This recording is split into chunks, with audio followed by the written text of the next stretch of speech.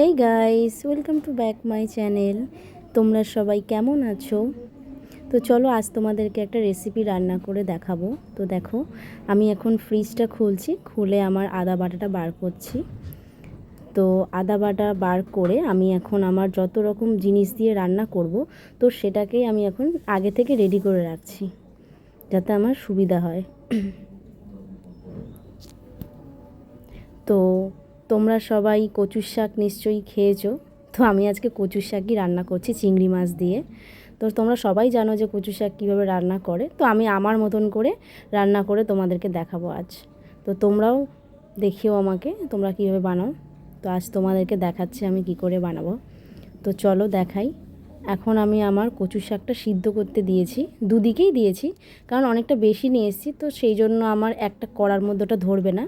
তো চিংড়ি মাছটা নুন হলুদ দিয়ে মেখে রেখে দিয়েছি, আদা বাটা আছে আর জিরে বাটা আছে।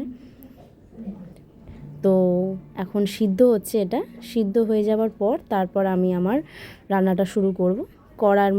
কড়াটা গরম হোক, কড়াটা গরম হওয়ার পর কড়াতে তেল দেব। তো তেল দিচ্ছি এখন।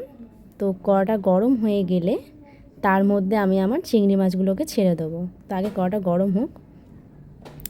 যতটা তোমরা অনুযায়ী মানে কচুর শাক নিয়ে আসবে, তো তোমাদের আন্দাজ অনুযায়ী তোমরা চিংড়ি মাছটা নিয়ে এসো সেইরকম অনুযায়ী।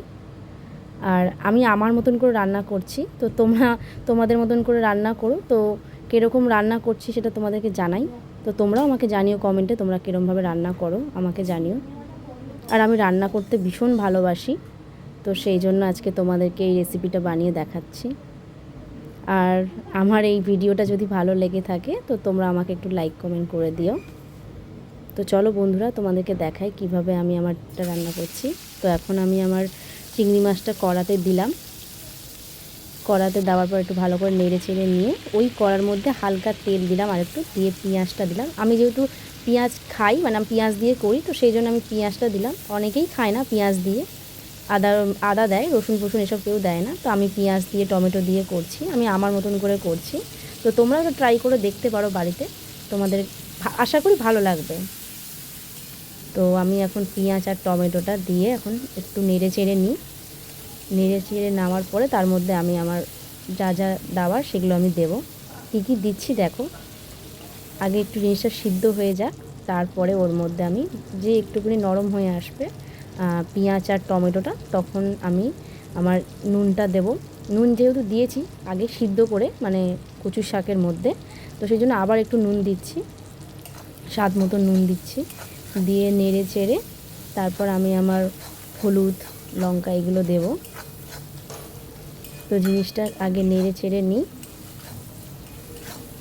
এটা সারাক্ষণই একটু নেড়ে নিতে হবে, কারণ বসিয়ে রাখলে মানে কড়া ধরে যেতে পারে, সেই কারণে। তো এর মধ্যে এখন আমি হলুদ দিচ্ছি। হলুদ দেওয়ার পরে আমি দেব লঙ্কার গুঁড়ো, স্বাদ অনুযায়ী লঙ্কার গুঁড়ো।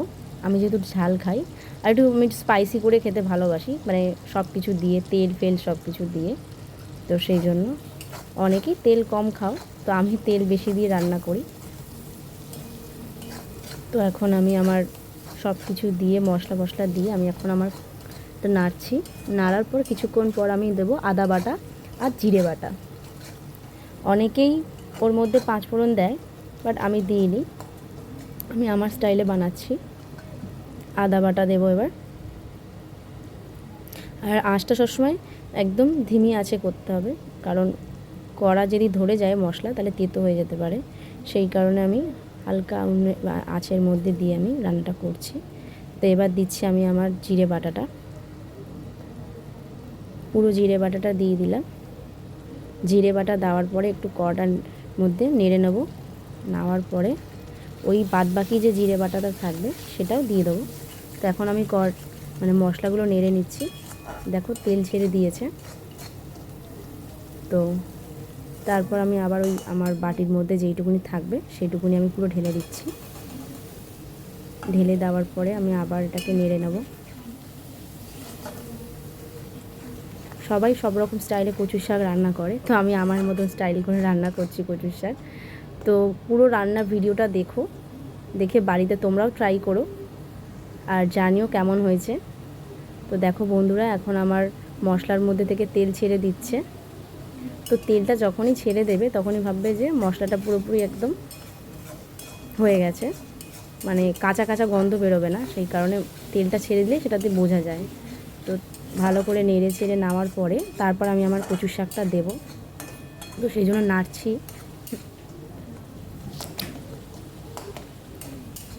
নেড়ে চেড়ে নেবো, নেওয়ার পরে তারপরে আমি এর মধ্যে দেব আমার কচুর শাকটা। দেখো সুন্দরভাবে আমার তেলটা ছেড়ে দিয়েছে। এবার আমি আমার কচুর শাকটা দিয়ে দিলাম। কচুর শাকটা আমি বেশি একদম মানে মানে কী বলবো, ওটাকে ল্যাদে মতন করি, হালকা আমি কাঁচা কাঁচা মতন রেখেছি, ঠিক যেমন শাপলাভাবে করে সেই শাপলা রান্নার মতনই, গোটা গোটা দেখার বোঝা যাচ্ছে। তো এটাকে আমি ভালো করে নাড়বো, পুরো নেড়ে একদম পুরো সিদ্ধ হয়ে যাবে, একদম পুরো ওই নাড়তে নাড়তে জিনিসটা। তারপরে আমি দেবো আমার চিংড়ি মাছটা। চিংড়ি মাছের মধ্যে যে তোমার রসটা থাকবে সেটাও কিন্তু সবসময় দিয়ে দেবো, টেস্টটা খুব ভালো হয়। দেখো বন্ধুরা, এখন আমি নাড়া হয়ে গেছে, আমার মশলাও হয়ে গেছে, তার সাথে কিছু কচুর শাকটাও আমার হয়ে গেছে। তো এবার আমি আমার চিংড়ি মাছটা দিচ্ছি। চিংড়ি মাছটা যখন ভাজবে তখন বেশি ভাজবে না, বেশি ভাজলে তাহলে সেটা চামড়ার মতন হয়ে যেতে পারে, তো সেই জন্য চিংড়ি মাছ বেশি ভাজতে নেই। তো আমার কচুর শাক দিয়ে চিংড়ি মাছ রেডি। তো তোমরা বাড়িতে এটা ট্রাই করে দেখো, আমি যেইভাবে বানিয়েছি, আশা করি তোমাদের খুব ভালো লাগবে এইভাবে রান্না করে। তো তোমরা বাড়িতে রান্না করো এইভাবে, আর আমাকে জানিও কমেন্টে কেমন হয়েছে, তোমরা কেমন বানিয়েছো, মানে আমার রেসিপিটা দেখে তোমরা কেমন রান্না করেছো আর কেমন